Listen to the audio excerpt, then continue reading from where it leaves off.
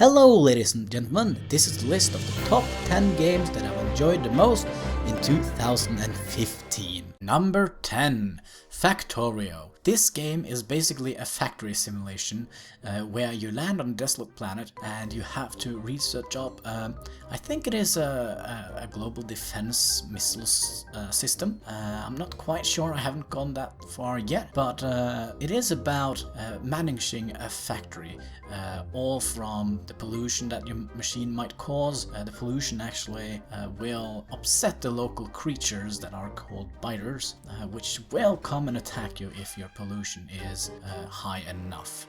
The other thing is that this game is also about optimizing your factory. It seems rather simple as you have conveyor belts running all over the place, but to get a real good system you have to actually spend a lot of hours and tweaking the system quite before you will get a good system.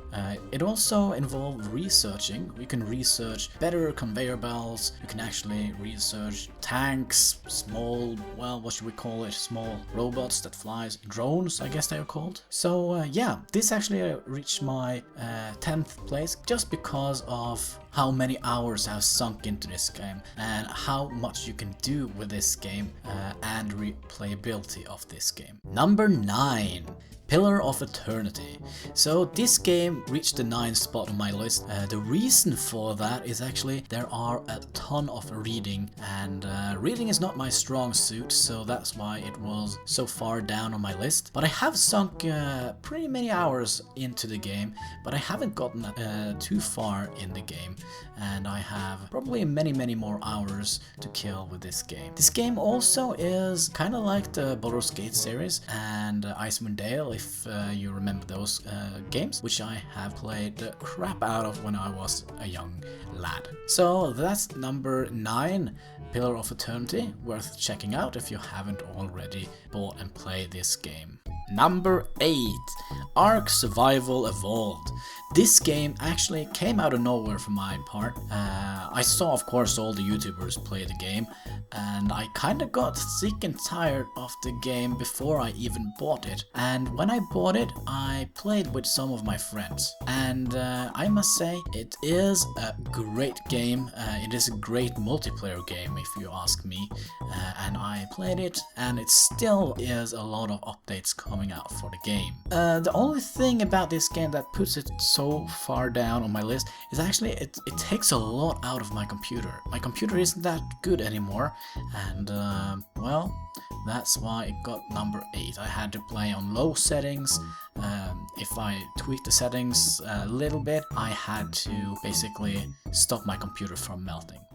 Number 7, Salem. This game is a special little pearl. It is completely free to pick up. The thing that makes this game a little bit special is that it's a permadeath game. That means if you die, you're basically dead. So I have played this game for God knows how many hours. I have stopped playing it now because, well, I died, and I had done a lot of progress with my home, my farm, my skills. This game is not actually a level-based RPG, but it is a game that, well, it's more about character focused. You learn stuff, you learn how to cook, you learn how to make a house, how to, well, basically everything. And it is a really hard game to play. If you are a squeamish person and you don't like unforgiving game, this is definitely not the game for you, but it is definitely a game for me. So I gave this the spot number 7 just because how it's done, how you have to interact with other players, which actually is quite entertaining. So yeah, Salem. Number 6. This is a must-have game if you ask me. The reason why it's on my list is just because it has everything. It is a relaxing game, it's a hard and challenging game, it's a sweet game, and it's a cute game. It has everything. It also is kind of like a Minecraft game. It's voxel based, so you can dig up the earth, you can build up stuff, you can fish, you can plant trees, you can make weapons out of iron you find in the ground.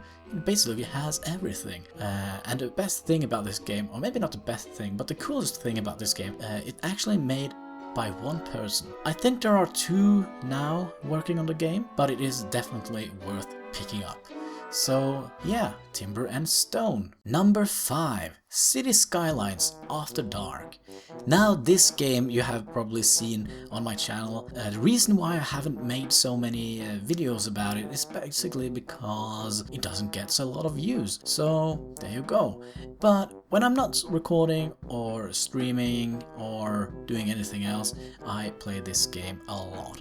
I have no idea how many hours I've sunk into this game, but I feel like every hour I put in this game is worth it.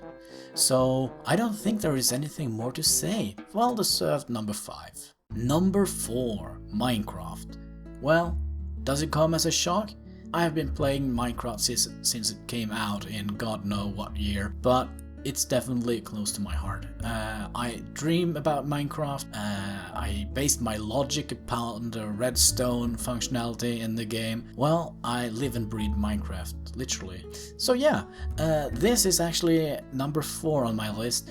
The reason why it's not number 1 is because, well, basically there are some other games that I like more and have played more in 2015 than Minecraft. Number 3.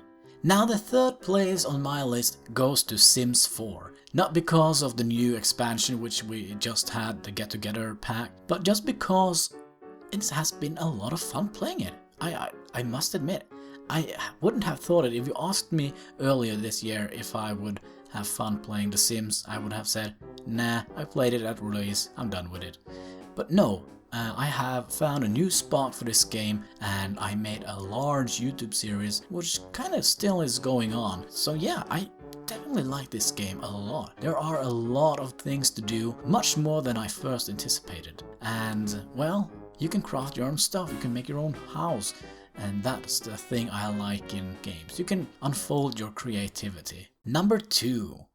The Witcher 3. Now that game is a game I actually thought I would pass over because of all the hype. And I haven't played Witcher 1 or Witcher 2, so I felt that I might skip that one. But I'm so glad I didn't.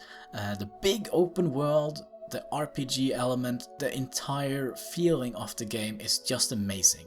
The only thing that is a little bit sad with this game that I couldn't play it on max settings because my computer is dying. It's not dying, but it's getting really old. But still, the game handles well for a mediocre computer like mine, and I have sunk, I think, maybe 100 hours into the game, and I'm still in awe of all the vistas in the game, everything that you can see, everything you can talk to, everything you can do in the game. It's just insane and amazing game. Also, they have a DLC. I haven't actually gotten to the part where I have needed to buy the DLC yet. So yeah, I have a ton more hours to spend on that game. And number 1. Fallout 4. This may not come as a surprise to many of you, as Fallout 4 does probably lie on top of many lists this year, and probably will lay on some lists next year as well. I have played a lot of Fallout 4. I actually didn't sleep the day it came out, so I could stay awake and play it all night. I have streamed it, I have made a YouTube playlist out of it, and well, it is just a fantastic game. Although I do not completely agree that it deserved all the hype it got, there were a couple of issues that really annoyed me. A lot of small bugs, a lot of glitches, and also the settlement was a big disappointment for me. I have thought they have put more soul into that. Kind of felt that it was a little bit half-assed, but all in all, it is a fantastic game. I do enjoy it. There is always something to do in the game, and it's huge. You can literally stumble across something anywhere, and if you don't stumble across anything, something will stumble across you. Do you agree with my list? Feel free to leave your top 10 games of 2015 in the comments down below.